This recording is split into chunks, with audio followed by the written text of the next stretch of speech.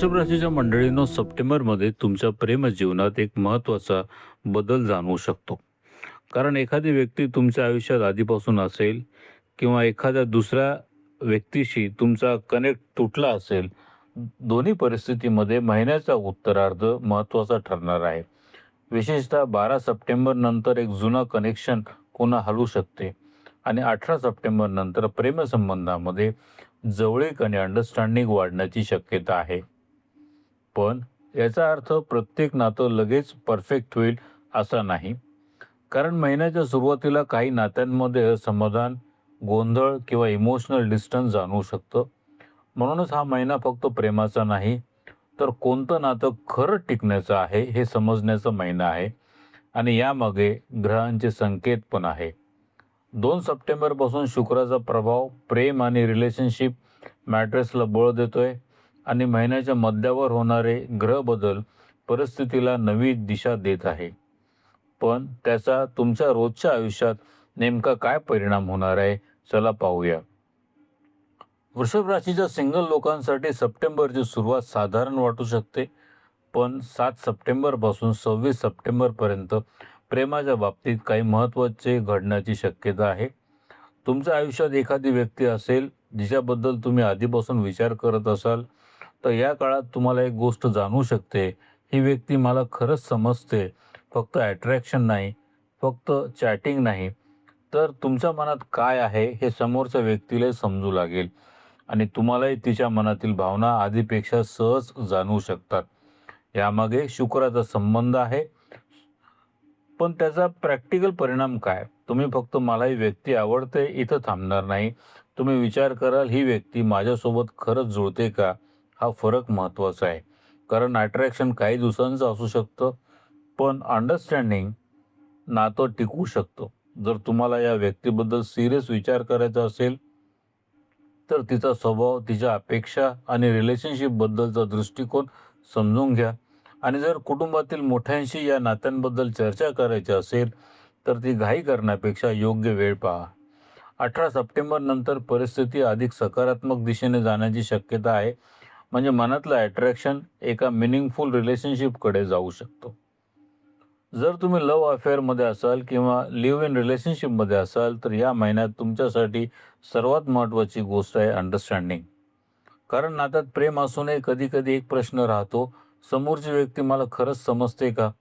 सप्टेंबरमध्ये या प्रश्नाचं उत्तर मिळू शकतं. 2 सप्टेंबरपासून शुक्र तुला राशीत प्रवेश करत आहे. शुक्र हा प्रेम, अट्रॅक्शन आणि रिलेशनशिपचा कारक ग्रह आहे. म्हणून त्याचा प्रभाव तुमच्या नात्यातील जवळीक वाढवण्यास मदत करू शकतो. याचा प्रॅक्टिकल परिणाम, तुम्ही दोघे एकमेकांच्या मनातील गोष्टी अधिक सहज समजू शकता. कधी समोरची व्यक्ती काही बोलणार नाही आणि तुम्हाला आधीच जाणवेल याला नेमकं काय हवं आहे. हीच या काळाची खासियत आहे. आणि विशेषतः 18 सप्टेंबर नंतर नात्यातील जवळीक अधिक वाढण्याची शक्यता दिसत आहे. तुम्ही एकत्र वेळ घालवू शकता, एकमेकांना अधिक सपोर्ट करू शकता आणि आधीपेक्षा रिलेशनशिपमध्ये अधिक मॅच्युअर्ड वाटू शकता. पण एक गोष्ट लक्षात ठेवा, हा विवाहाचा ठोस योग नाही. म्हणजे रिलेशनशिप मजबूत होऊ शकतं, पण लगेच मॅरेज डिसिजन घ्यावा असा स्पष्ट संकेत नाही. म्हणून या महिन्यात नात्यांचा आनंद घ्या, मॅच्युरिटी प्राप्त होऊ द्या आणि त्याला नॅचरली पुढे जाऊ द्या. वृषभ राशीच्या मंडळींनो, तुमच्या आयुष्यात सध्या सिंगल, लव्ह अफेअर, मॅरेज किंवा नो कॉन्टॅक्ट यापैकी कोणती परिस्थिती आहे? कमेंटमध्ये फक्त एक शब्द लिहा, सिंगल, लव्ह, मॅरिड किंवा नो कॉन्टॅक्ट, आणि हा व्हिडिओ शेवटपर्यंत पहा.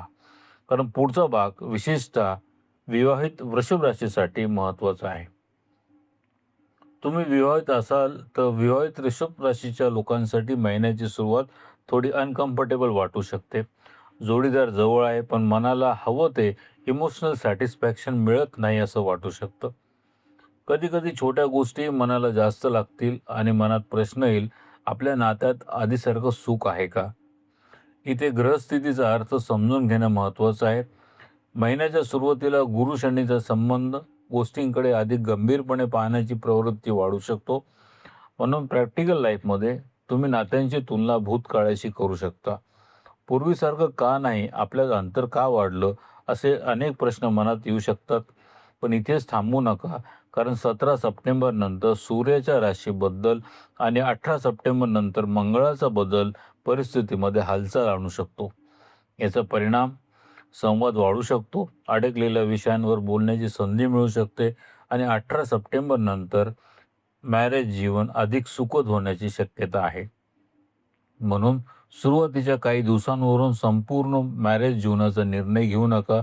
उत्तरार्ध अधिक महत्त्वाचा आहे. ज्यांचं एक्स्ट्रा अफेअर आहे त्यांच्यासाठी एक सेन्सिटिव्ह प्रश्न, विवाहित असाल, एखाद्या दुसऱ्या व्यक्तीबद्दल अट्रॅक्शन निर्माण होईल का? वृषभ राशीसाठी सप्टेंबरमध्ये एक्स्ट्रा अफेअरचा ठोस योग दिसत नाही, पण याचा अर्थ बाहेरील लोकांशी मैत्रीच होणार नाही असं नाही. एखादी जुनी फ्रेंडशिप मजबूत राहू शकते, इमोशनल अंडरस्टँडिंग असू शकते, पण प्रत्येक जवळीक रोमॅन्टिक रिलेशनशिप नसते. याच गोष्टीची जाणीव या महिन्यात महत्त्वाची ठरेल. म्हणून जर एखादी फ्रेंडशिप तुमच्यासाठी महत्त्वाची असेल तर तिची मर्यादा आणि तिचं स्वरूप स्पष्ट ठेवा, कारण भावना वेगळ्या असतात आणि निर्णय वेगळे असतात. आता त्या वृषभ राशीच्या लोकांसाठी ज्यांच्या आयुष्यात फक्त एक व्यक्ती होती पण आज कॉन्टॅक्ट नाही, ब्रेकअप झाला असेल, सेपरेशन असेल किंवा अचानक संवाद थांबला असेल तर आणि मन अजूनही त्या व्यक्तीपासून पूर्णपणे दूर झालेलं नसेल तर सप्टेंबर महत्त्वाचा आहे. कारण 12 सप्टेंबर नंतर या नात्यांबद्दल पुन्हा विचार करण्याची शक्यता वाढते. पण इथे एक गोष्ट समजून घ्या, समोरची व्यक्ती लगेच परत येईल असं नाही. ती तुमचं वागणं पाहू शकते. तुम्ही आधी काय केलं, काय बोललात, आता तुमच्यात काय बदल झाला आहे हे ती तपासू शकते. म्हणून जर तुम्ही कॉन्टॅक्ट करण्याचा विचार करत असाल तर फक्त आय मिस यू इतकंच सांगून उपयोग होणार नाही. तुमची बाजू स्पष्ट सांगा. जुना गैरसमज असेल तर तो समजावून सांगा आणि सर्वात महत्त्वाचं, दबाव आणू नका. ग्रहस्थिती संधी निर्माण करू शकते, पण रिस्पॉन्स समोरच्या व्यक्तीच्या निर्णयावर अवलंबून असतो. आणि आता सगळ्यात महत्त्वाचा प्रश्न, हे नातं पुन्हा सुरू होऊ शकतं का? वृषभ राशीसाठी उत्तर पूर्णपणे नकारात्मक नाहीये.